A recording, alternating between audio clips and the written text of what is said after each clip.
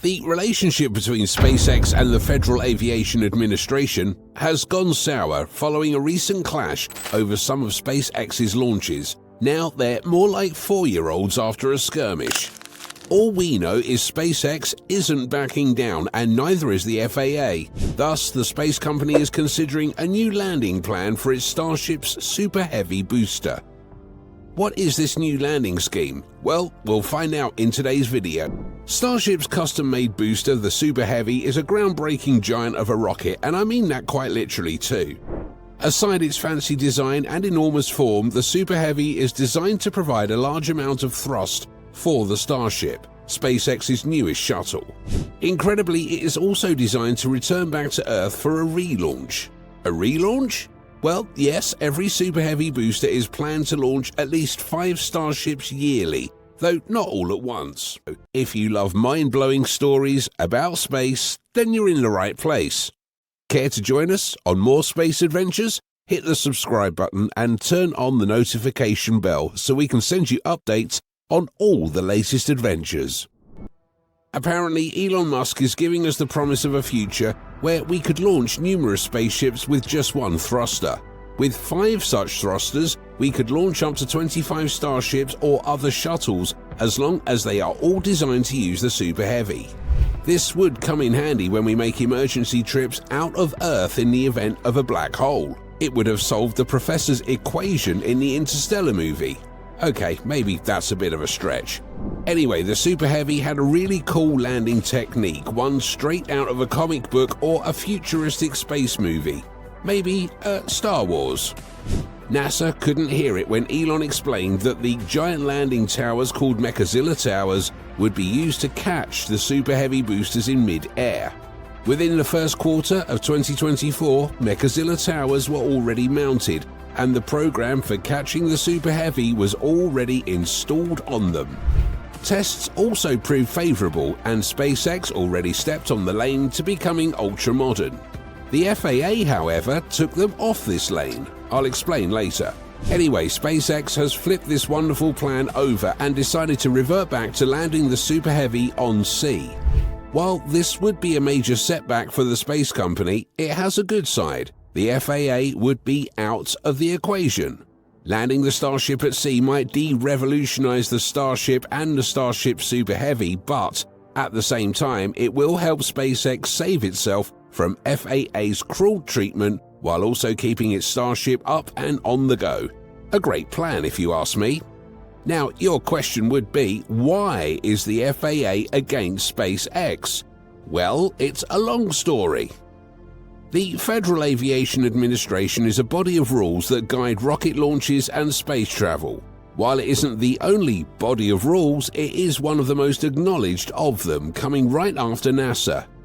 Now, we know SpaceX is advancing almost at the speed of light, with the company having goals set for the next decade. One of these, the Mars mission, intrigues me the most. Anyway, despite how fast SpaceX seems to move, it didn't exactly go by the rules of the FAA, and one might argue that SpaceX seems to take the easy way up. This isn't totally true.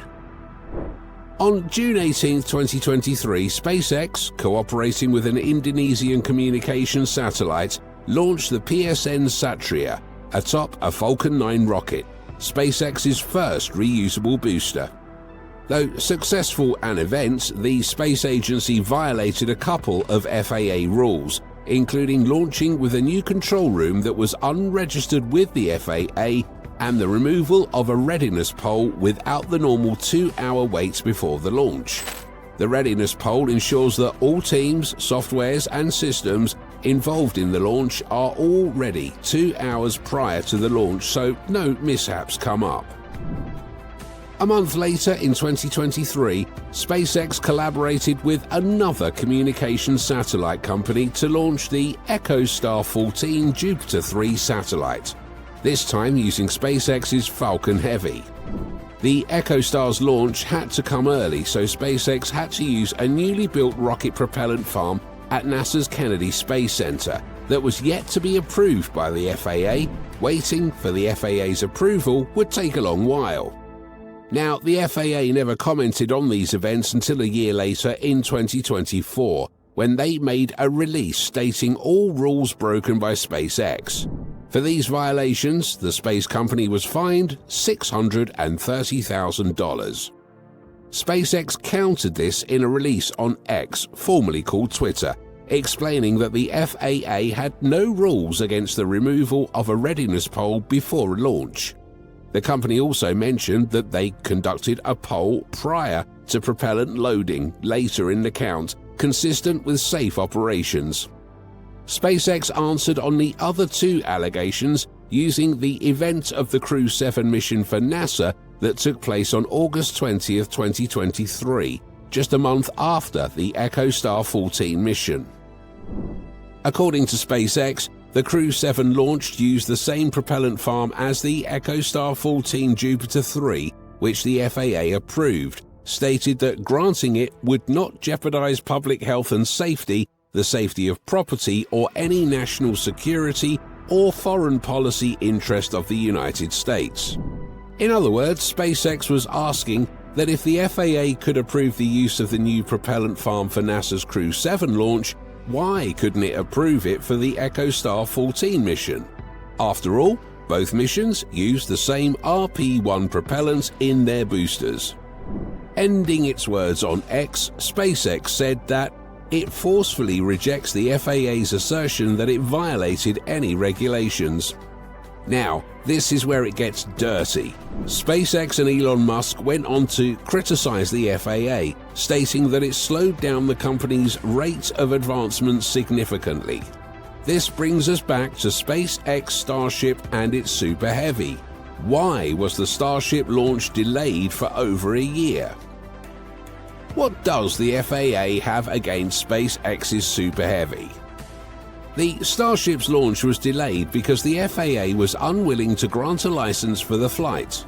This occurred because of concerns about the environmental effects of the launch. According to the FAA, the Boca Chica site in Texas, where most of the Starship's launches and Super Heavy Mechazilla captures will take place, is surrounded by protected wildlife.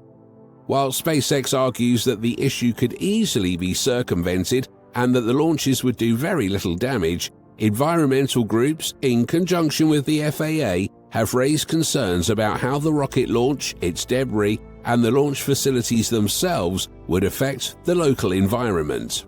Allow me to remind you that the Super Heavy is among the largest and most powerful thrusters on Earth, which makes it have quite an effect on the ground surrounding it. Now, you remember why I said the Super Heavy is almost literally groundbreaking. This is exactly why the FAA is up against SpaceX, especially about the use of the Starship's Super Heavy. SpaceX is left with two options: either to wait for the FAA to give them the license for launching and landing on ground, or to perform another launch-land scheme that would pose a much smaller issue with the FAA, a landing scheme that wouldn't be on land. If you've got to choose between the FAA's extremely slow way of processing a license and the launching of your shuttle in a place that doesn't require the FAA's decision, I think we all agree that the latter is better. What options does the Super Heavy have? SpaceX has taken the tough decision of landing the Super Heavy pretty much the same way the Falcon 9 was initially landed, a splashdown on water. The fact that the Super Heavy is designed for multiple landing schemes makes it very possible for it to land on a floating platform in the ocean. Another landing scheme would involve the Super Heavy landing on water, but this time without the platform. This would be an extremely costly and destructive method, especially considering events like rust development due to water on the Super Heavy and the potential for the rocket engines to a reuse due to becoming waterlogged. We haven't spoken about its effects on organisms that call the ocean their home. The main problem with landing the booster on water without a floating land site is that the Super Heavy would not be recoverable. It would just be left abandoned in the ocean. Even if SpaceX could land the Super Heavy on a platform in the middle of the ocean, there would be a problem with launching the Starship Super Heavy couple.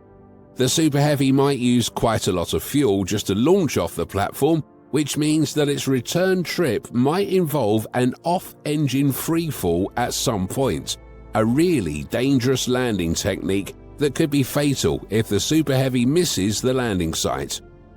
Considering these problems, SpaceX has a couple of things to do in preparing its Super Heavy for on-water launches and landing maneuvers. Maybe after a few tweaks and modifications, and the Super Heavy will be ready. FAA out, a clear future for SpaceX. With the FAA having very little to say on the landing of the Super Heavy, SpaceX can now advance as fast as they want to. Though there are other agencies like NASA, FCC, NOAA and DoD, SpaceX is on good terms with them, so there really is nothing to worry about.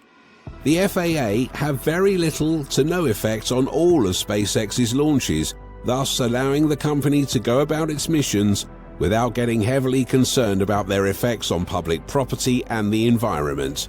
If you ask me, it's a win-win for both sides. Hopefully, these two institutes resolve their issues and the FAA becomes a bit faster in making licenses for space exploration. Meanwhile, let's wish SpaceX good luck in landing the Super Heavy on water. If you enjoyed this video, hit the like button, share it with your friends, and subscribe to Space Minds for the latest updates on our space news and adventures.